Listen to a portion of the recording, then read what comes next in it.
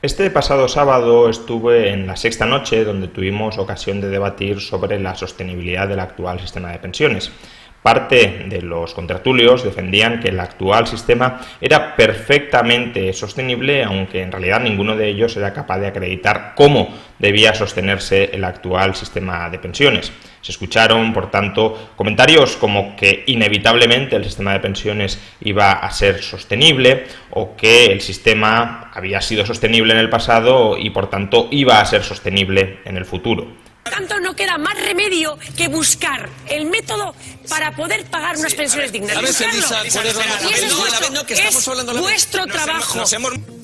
Yo voy a debatir. Yo no soy economista, pero hay cosas claras que puedo debatir con ellos de por qué si son viables. Yo hablo de lo que me da la gana. Ya. Mi propósito en este vídeo es simplemente demostrar con más calma, con más detenimiento, por qué el actual sistema de pensiones no se va a poder sostener en el tiempo, porque va a haber recortes, algunos de los cuales ya han sido aprobados y se van implementando progresivamente con el paso de los años, es el caso de la reforma de las pensiones del año 2011, y otros recortes también han sido aprobados, pero de momento están suspendidos, aunque a buen seguro se reactivarán en el futuro, es el caso de la reforma de las pensiones del año 2013.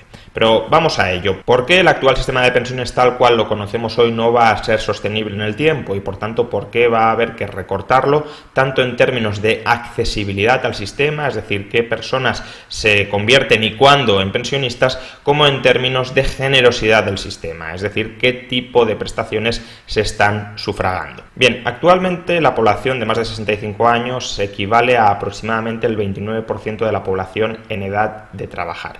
En el año 2050, y este va a ser un proceso que se va a dar progresivamente, la población de más de 65 años representará más del 60% de la población en edad de trabajar. Por tanto, aquellas personas con capacidad para pagar las pensiones, los trabajadores, van a mermar en relación con las personas susceptibles de cobrar una pensión, es decir, las personas de más de 65 años o, en el caso del año 2050, de más de 66 años, porque recordemos que en el año 2050, si no cambia el panorama, la edad de jubilación estará en los 67 años. Que se duplique el número de personas en edad de percibir una pensión en relación con el número de personas en capacidad de pagar esa pensión, significa que si mantenemos los criterios de accesibilidad y de generosidad del sistema de pensiones público actual, significa, como digo, que el gasto en pensiones se va a duplicar en el año 2050. En la actualidad está en torno al 12% del PIB, por tanto, si lo duplicamos, se irá al 24% del PIB. Algunas personas, sin embargo, han sostenido que no hay ninguna necesidad de recortar la generosidad y la accesibilidad del sistema público de pensiones, porque apenas con algún empujón a nuestra actividad económica lograremos la autosuficiencia financiera de la seguridad social. Bastaría para ello con crear empleo, con aumentar los salarios o con subir los impuestos a los ricos para financiar esos 12 puntos de PIB que en el año 2050 se van a pagar de más con respecto a la actualidad. Pero es verdad que podemos sufragar 12 puntos del PIB con un mayor número de trabajadores, con salarios más altos o con impuestos a los más ricos. Bueno, empecemos por el primer argumento, es decir, que podemos financiar las pensiones creando empleo. Esto, en parte, es cierto, es decir, en la actualidad está trabajando en España aproximadamente el 62-63% de la población en edad de trabajar. Si conseguimos que la población que está trabajando dentro de la bolsa de población en edad de trabajar aumente, habrá más cotizantes pagando pensiones y, por tanto, soportando la carga financiera que supondrán el mayor número de pensionistas. Ahora bien, ¿cuán previsible es que generemos suficiente empleo para pagar las pensiones, el aumento de la carga de las pensiones? Pues muy poco previsible.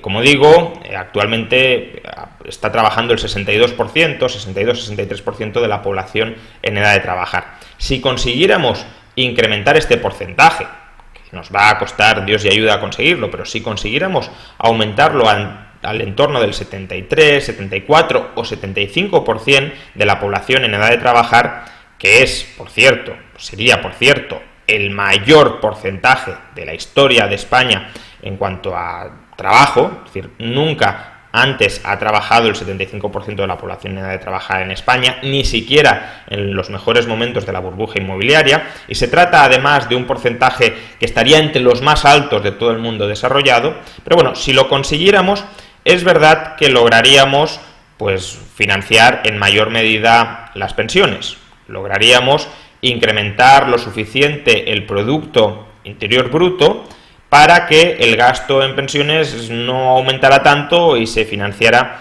en parte mediante cotizaciones sociales. En concreto, conseguiríamos que el gasto en pensiones, en lugar de pasar del 12% del PIB al 24% del PIB, se incrementara desde el 12% del PIB al 20% del PIB. Es una rebaja interesante, que no está mal, pero aún así financiar 8 puntos más de PIB solo para pensiones constituye un reto enorme de cara al futuro. Segunda posibilidad, ¿qué pasa si aumentamos los salarios y por tanto a mayor masa salarial, mayores cotizaciones sociales y por tanto más sostenibilidad del sistema de pensiones?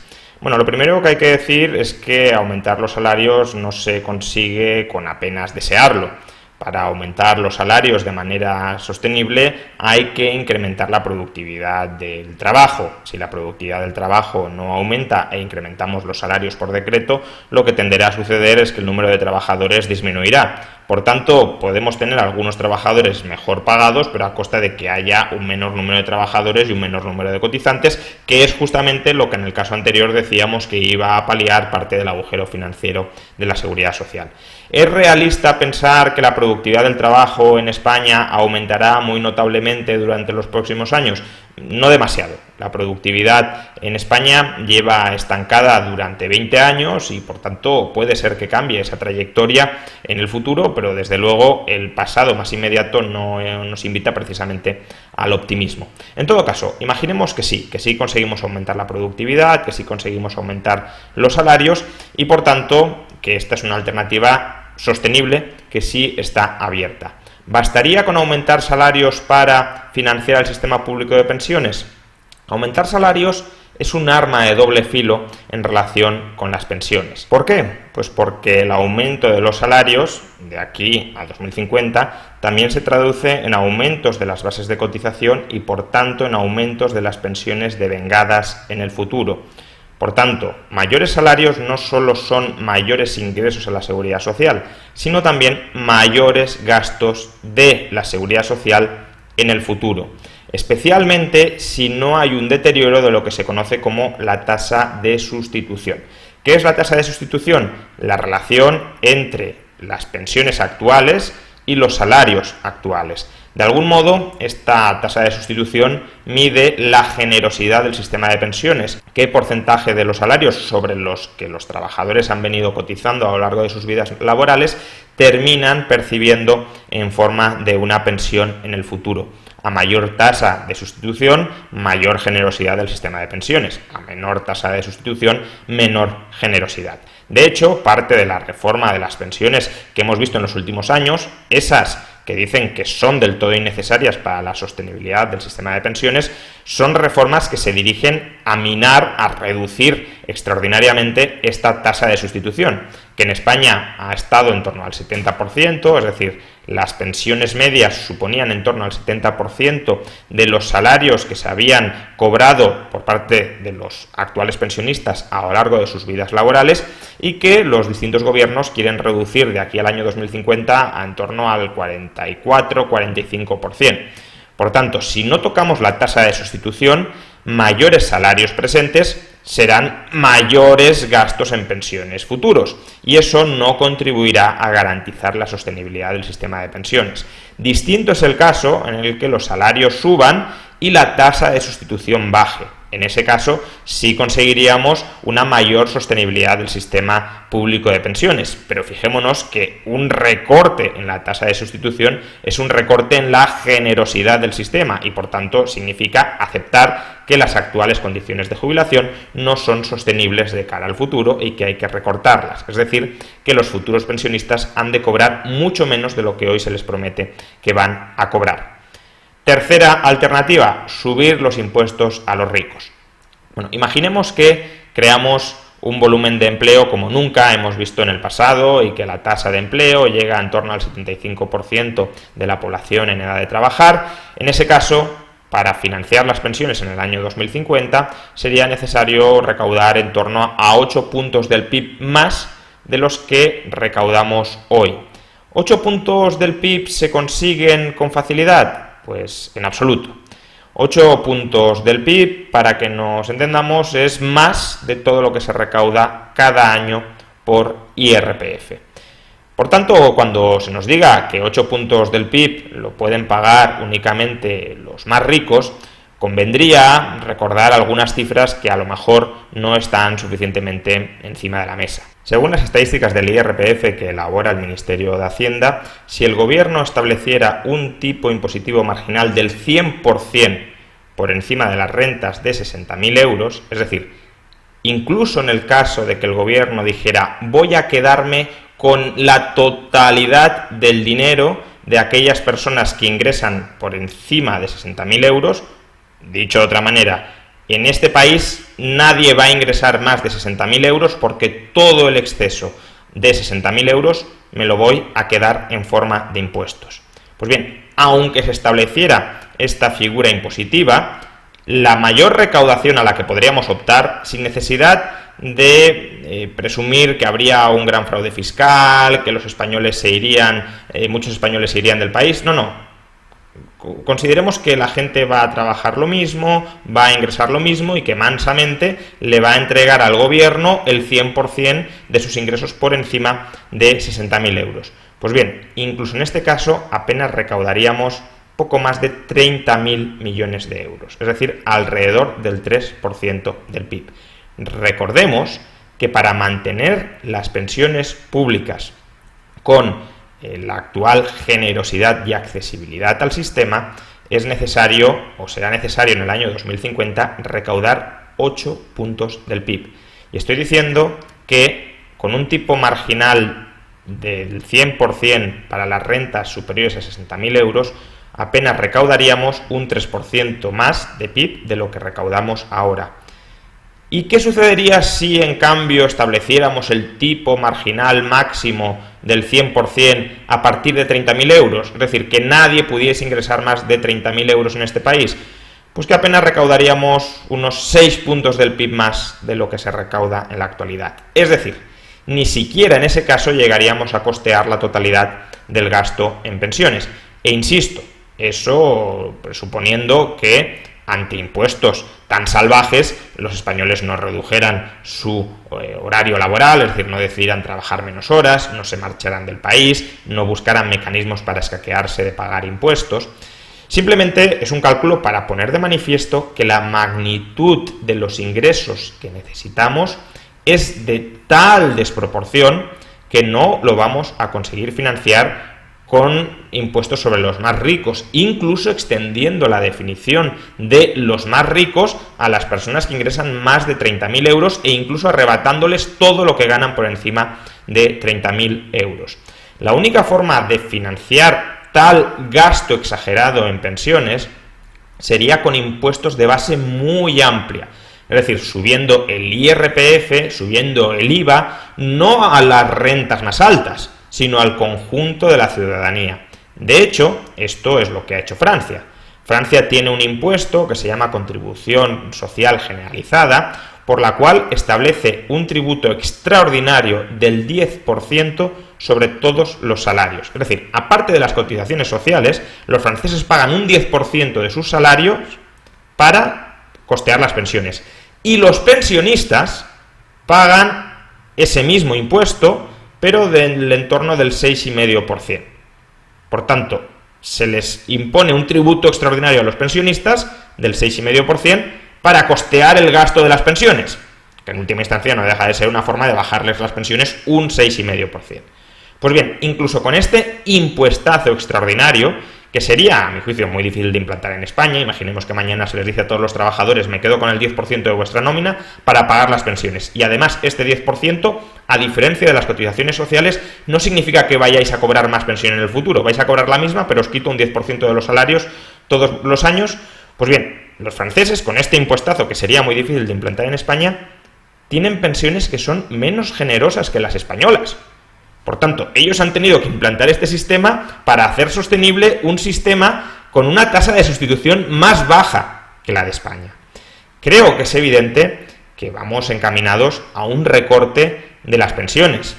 Recorte que se materializará tanto vía reforma 2011, alargamiento de la edad de jubilación hasta los 67 años y cambio del método de cálculo de la pensión, contabilizando los últimos 25 años de vida laboral, si no, en el futuro, ya lo veremos, toda la vida laboral, y requiriendo 37 años para cobrar el 100% de la pensión a la que el sistema me da derecho, y también veremos reimplantar la reforma de 2013 de las pensiones, que básicamente es que las pensiones mientras tengan déficit, mientras la seguridad social tenga déficit, que básicamente será para los próximos 30-40 años, como mucho las pensiones se revalorizarán cada año un 0,25%, de modo que la inflación irá mermando el poder adquisitivo de las pensiones, las irá recortando en términos reales, aunque no en términos nominales. Y además se restablecerá el factor de equidad intergeneracional, que en esencia significa que por cada año que aumente la esperanza de vida con respecto a la esperanza de vida actual,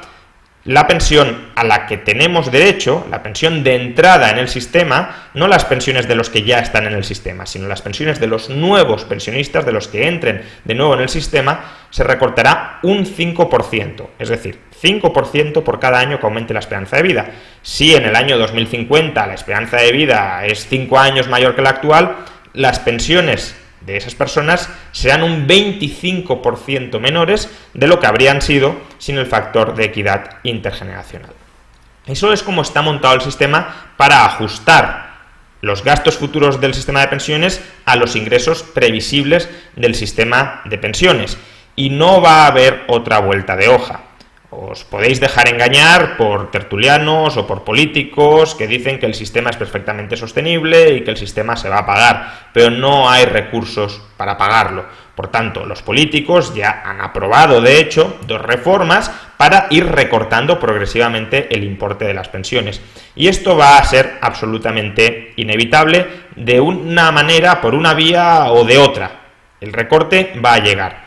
Lo terrible no es tanto que el recorte vaya a ir llegando progresivamente a lo largo de los próximos 30 o 40 años, que insisto, va a suceder y no hay alternativa. Lo terrible es la negación, el negacionismo de la realidad en el que estamos instalados. En lugar de alertar a los españoles que su pensión, la pensión que esperan que van a cobrar en el futuro, se va a ir reduciendo progresivamente para garantizar la suficiencia financiera de la seguridad social, porque no hay otra vía de hacerlo, se está engañando a los ciudadanos diciéndoles que la pensión no se va a recortar y que el sistema va a ser tan generoso en el futuro como lo es hoy.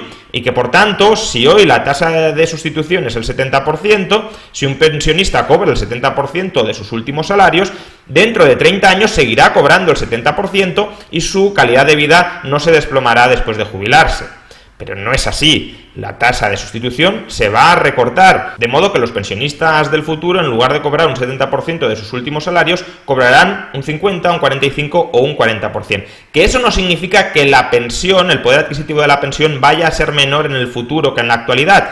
Eso no es algo que necesariamente vaya a suceder, pero sí sucederá que la calidad de vida, el ritmo de vida, el poder adquisitivo efectivo que tendrán los pensionistas al jubilarse será muy inferior al que tenían cuando estaban trabajando en el mercado laboral. Por tanto, si las personas y los españoles no quieren experimentar a la jubilación una caída muy fuerte en su nivel de renta y por tanto en la calidad de vida de la que disfrutan, sería necesario que los españoles fueran ahorrando de cara al futuro para complementar las menores pensiones que van a cobrar.